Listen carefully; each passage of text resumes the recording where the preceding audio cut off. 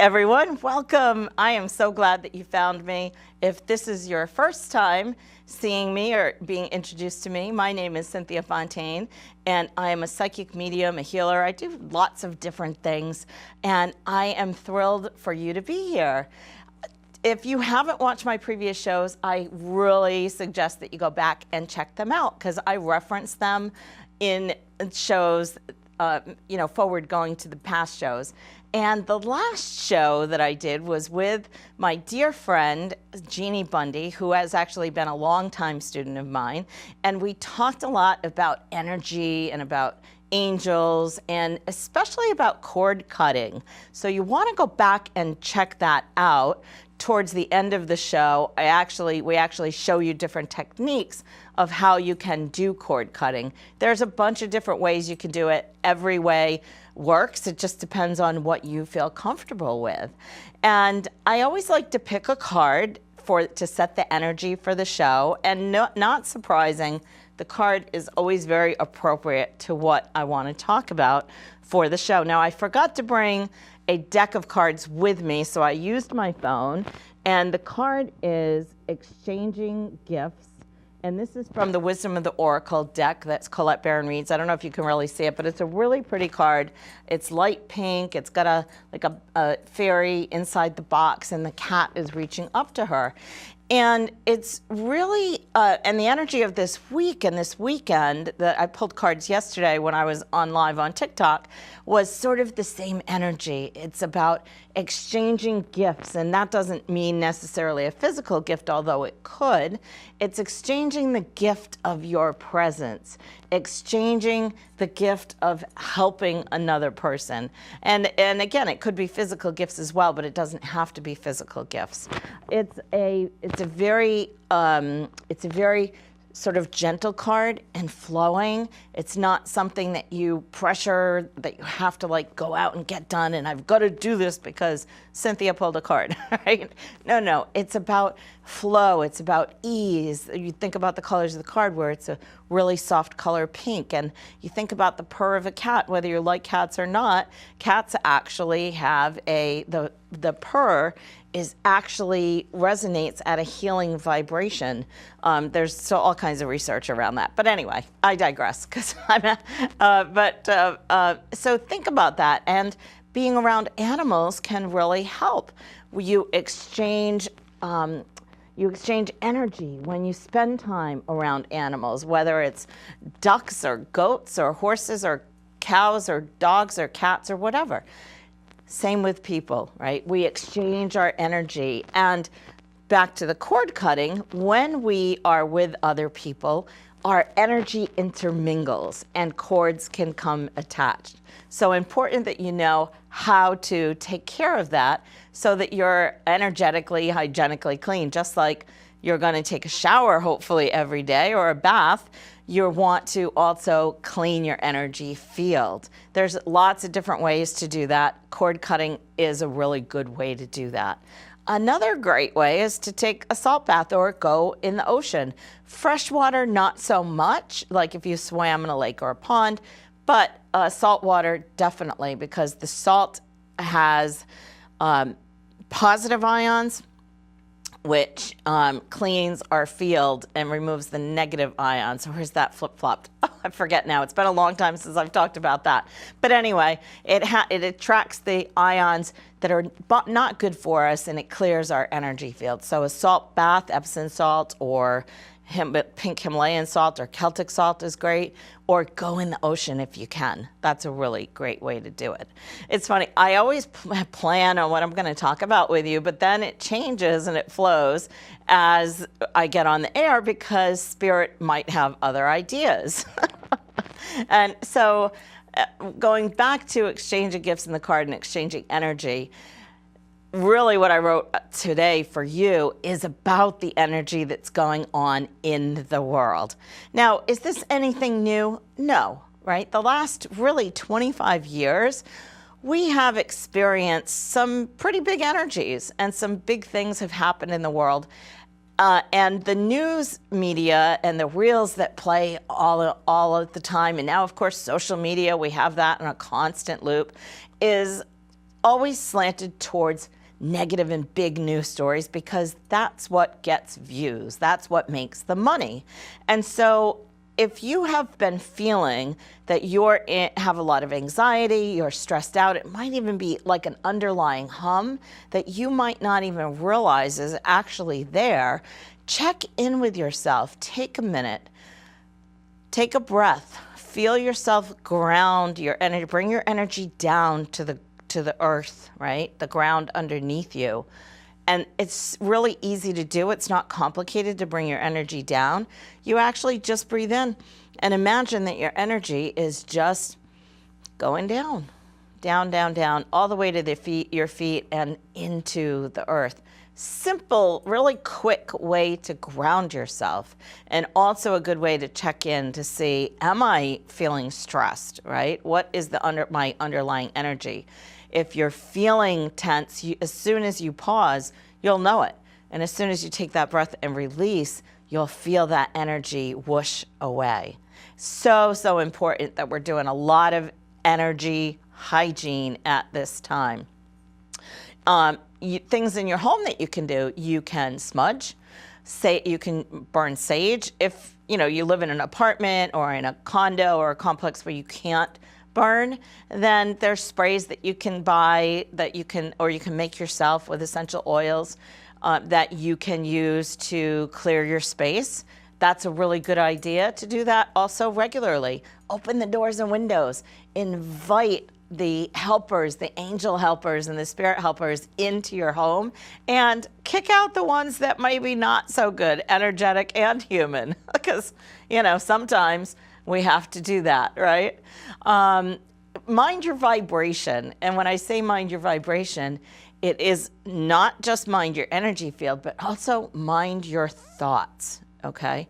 We started, if we go back to Y2K, right, in the year 2000. Oh my God, everything, the world was going to stop. Computers were going to shut down. It was going to be this big catastrophe. And what happened? Nothing, right? That is what happens more often than not.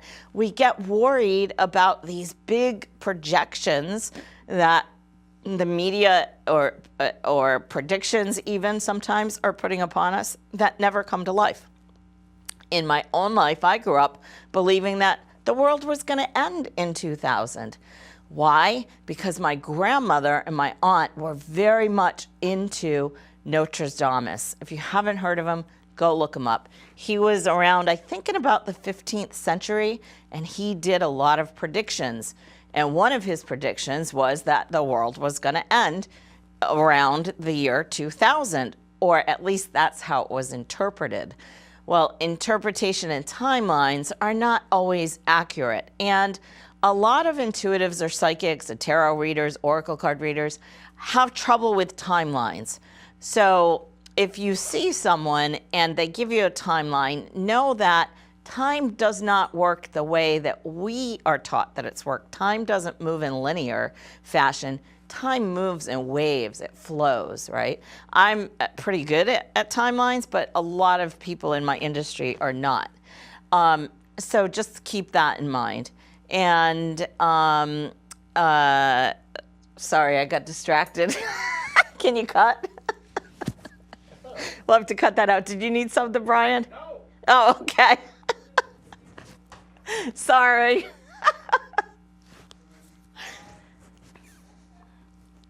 Okay, so timelines, flow and flow. Okay. Let me get resorted. Okay.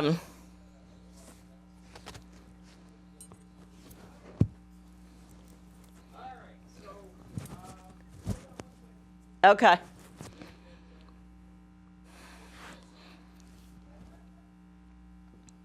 we're still rolling. When you're ready, you can continue. Okay, great. Thank you.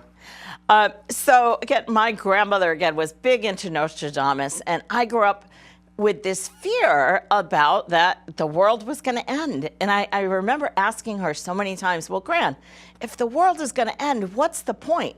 Why are we here? And it was not a very, pleasant way to grow up. I had this underlying fear all the time that, well, in 2000, everything's going to end. Well, it didn't. my grandmother actually passed away in 2000, but the world didn't end. My world definitely changed, but the world itself did not end. And then, of course, we had the Mayan calendar in 2012. Oh, the world is going to end in the Mayan calendar. Well, nobody knew there was a second Mayan calendar that continued after 2012. And so on and so on and so on. So look, I'm not saying that disruption doesn't happen. We're in a very disruptive time, actually, right now. This is a time in history that we have never experienced before, and astrologically it's going to be pretty big, and I'm not going to sugarcoat it for you. It's going to be difficult. It's not going to be easy. The next 2.5 years are going to have some pretty big challenges. Now, you know, the US, we went through our Pluto return, and in the Pluto return, that is ushering out the old, the Iron Age, the masculine, and it's ushering in the new and the divine feminine and the age of Aquarius. Now, when one thing shifts, it does not want to go. It wants to hold on, and it gets bigger and louder. And, you know, if you've ever gotten divorced, you know how ugly that can get, right? And so imagine that sort of on a global level, we are all going through a big divorce right now. And the divorce is the divorce from the power, the divorce from the corporations, the divorce from the hunger for more, the divorce from the masculine and control, and coming into the divine feminine and exchanging gifts, right? And that it's about reciprocity. It's about, you think about a mother. Now, your mother might not have been a loving, soft, kind mother. I'm not that kind of mother. I love my kids tremendously, but I am not that gushy, oh, come here, honey, kind of mother. Luckily, they had a grandmother who was like that because they did not get that from me. And at the same time, you know, it's the mothering instinct, and there are men that have that soft instinct as well. You know, we say the mother because the women birth the children physically out of their bodies, but men can also have that soft, kind instinct. And that's the time, that's what the energy we're really being called to be and do right now. You know, as we're going through this cycle and through these changes, things are going to get more sketchy than they are now. And, you know, maybe you're somebody who has a fierce archetype and you're going to get out there and stand for what you believe in, and that's okay too. Always, though, remember to come back to ground and to center so that you don't bring all that stress and that big energy back with you and live in that space where the anxiety is always there. We all go through these times. You know, it's whether, and we all want certainty in our lives. Every single one of us wants some level of certainty. And when things are uncertain, that's when we get really uncomfortable. You know, whether it's global uncertainty or it's uncertainty in your own life, whether it's a job or are your children going to be okay, or, you know, maybe you have a pet that is ill, or you're having trouble making ends meet, or maybe you've had a diagnosis. Those times are when we really want certainty the most in our lives. When our lives are going along smoothly and work is okay and the kids are okay, if you have kids, the pets are okay, the family's good, the relationship's great, you know, you just sort of go along. And it's when sort of life throws the cards up in the air and the proverbial, you know, crap hits the fan, that's when we start to have that anxiety, okay? And really, again, the last 25 years, the media has been pumping a level of anxiety out for all of us. So take a break. Turn off the TV. Shut off the doom scroll. I've made a habit, especially more recently, because I got caught up in sort of the scrolling. I grew up in a really politically oriented family. My grandfather was head of the Republican committee, and it was normal in our house. You know, there were politicians in and out all the time, and I actually like politics. But I have to moderate how much am I looking at, what am I looking at, and what's important to me, and if that is part of my mission on this earth, where in that can I make a difference? So if that's you, if you feel like I'm speaking to you and you have some interest that you're passionate about, whether it is the national parks or if it's child care or senior care or whatever it is, if there's something you're passionate about, then go for it. But find out the real details. Look for the facts and the truth of what is going on, and cut out all the, this side, that side. Get the facts, go to the truth, find the truth, and then get in a community of people. And this doesn't just have to be in politics. Right now is a really important time to build a community in general, a community of like-minded people, right? It could be a garden community. Maybe you want to get involved in a community garden. There's a garden in Rhode Island, I can't remember the name of it, but you can actually go and help plant the crops and pick the crops and be part of the share. It's a really cool thing. If you look it up, I'm sure you can find it. And so it might be something like that. Or maybe you want to start a community garden or a family garden. It can be something like that. You don't have to be out, being at the door of your political leaders in Washington or even at the State House or whatever. But find a community and find something that can really help you feel more grounded because you're doing something, you're taking action. And that takes the attention away from all the things that are floating around out there now that are happening. Because look, the world is a very challenging place right now. And again, I'm not going to sugarcoat it. It is not going to get easier in the next 24 hours or 24 days or 24 months. It's going to be, we have this stretch of when things are going to be challenging and difficult. So find the something that helps you step away and get grounded. Maybe you want to have a yoga practice or a meditation practice if you've never done that before. Maybe you want to learn how to work with crystals. This particular crystal is one of my favorites. It's from a dear friend of mine. This is a amethyst cathedral.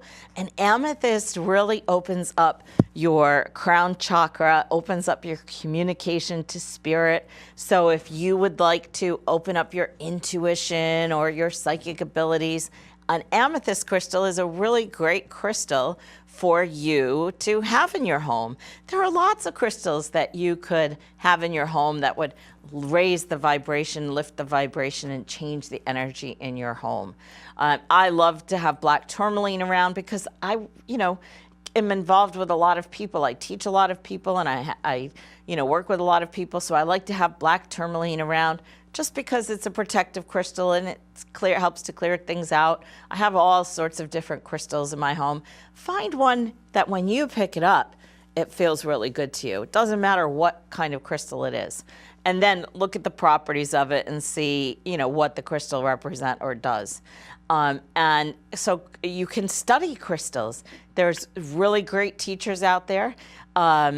Judy Hall, if you want to learn more about crystals, Judy Hall has some great books that are sort of the Bible of crystals, if you will, or the dictionary of crystals. A lot of people go to Judy Hall's works.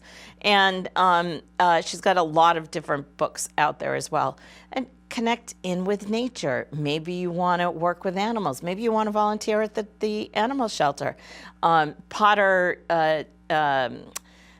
League in Middletown used to have something called Potter University before COVID, because of course we can't forget about that, right? And I used to teach at Potter University and do demonstrations. It was really a great and fun thing. And speaking of demonstrations, I have some really exciting news. Working with the studio and the studio manager, my director and producer, we have decided that we are going to do a live audience and demonstration right here in the studio, which I'm so excited about because you'll get to see me in action doing readings and everything. And I would love for you to be part of it. So if you are free, typically we tape on Wednesday afternoons. If that is a day when you might be free or could be free, email us and say, hey, I would like to be in the studio audience. And when that opportunity comes available, we will let you know. So you'll want to include your email and your phone number so we can reach out to you to set that up. Now, it is going to be very limited because the studio is not huge. So we may have to pick names out of a hat or spin the wheel like I do when I give things away on the Buy Nothing Facebook page.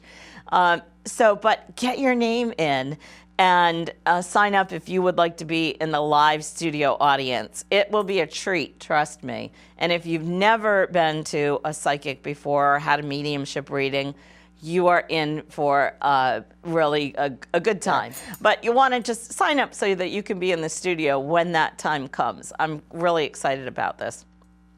Okay, back on track. Where was I? Okay, so we talked about grounding with the breath. So easy to do, right? Come into center and come into your heart chakra. When you place your hands on your heart and breathe, imagine that the breath is actually coming into the heart space.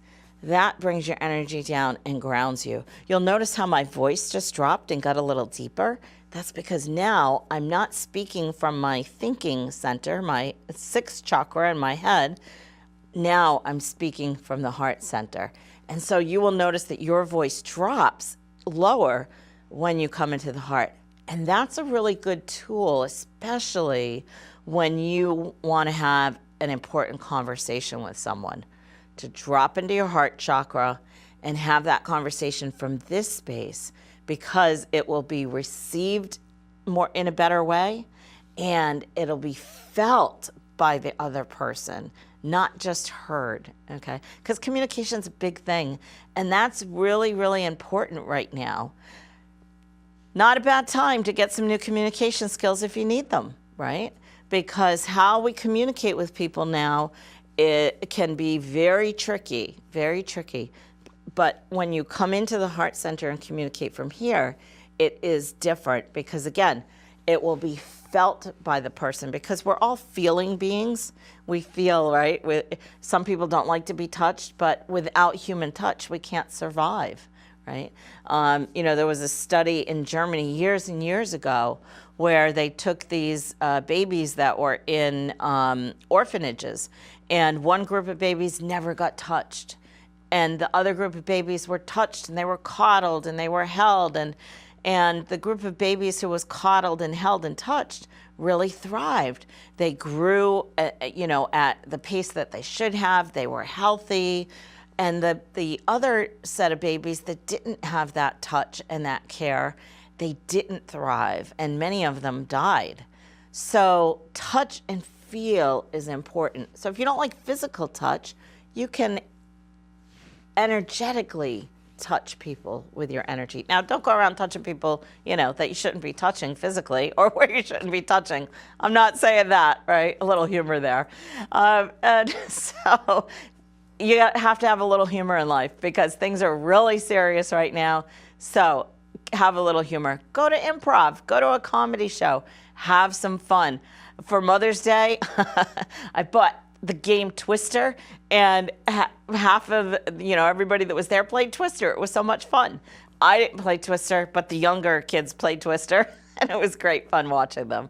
So have some fun in your life because the levity will help when we are dealing with big things and stressful times in our life. And again, globally, there's so much going on. And then we have our own our own little world, right? And your little world is your family. It's your own life. It's your work and your money and everything. That's your own universe and your own world. So make your own world and your own universe as nice as you can possibly make it. Clear out some clutter. Make your space beautiful. Another great thing is bring some plants in the house. Of course, if you have pets, make sure that those plants are safe for the pets or that they can't get to them. You don't want to just have plants that will harm your pets for sure. So we're just about out of time. We've got 3 minutes left. I want to thank you so much for tuning in, for watching the show. I would love for you to leave a great review and share the show with all of your friends. I want to thank the producer, the director, and the studio managers, and all the people who are involved in bringing this show to you. Dave and Brian, thank you so much. And you know, it takes a village, not just for me. I actually have a big village. There's kind of a joke that I have a lot of men in my life, and it's true because it takes a lot to manage me. And so I'm really lucky to have a lot of people in my life who care about me, and I care about them. And because in this world, we can't do it alone. That's the bottom line. We have to have other people in our lives and be in community, right? And so find your community. If you don't have one, find one. If you do have one, spend time with your friends or with your family and do fun things. Do things that make you laugh, that you enjoy, that you have a good time doing.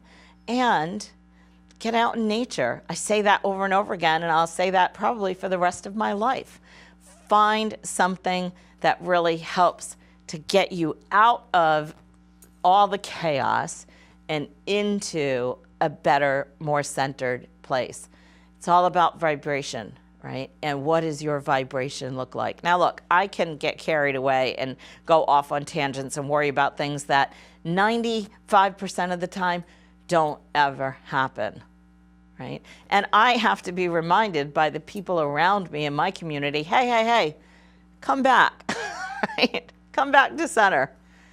That's not happening right now, and that might not ever happen. So again, you know, take the time to take care of yourself.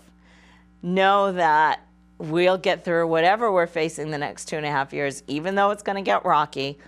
I'm here for you. I will be here for you. If you have a show that you would like me to do or a topic you'd like me to talk about, write in, email us, and let us know. And also, if you are if you're in the holistic field and would like to be on the show, contact us, and we'll see about having you a guest on the show as well. Thank you all so much again for being here and for your time, because your time is important, it's valuable, and that's the one thing that we actually have that's tangible, that is ours. Nobody can take away. And so how you spend your time and how you give your time is important. So thank you for spending your time with me. I love and appreciate you so much, and I hope that I get to meet you in person very soon. Bye for now.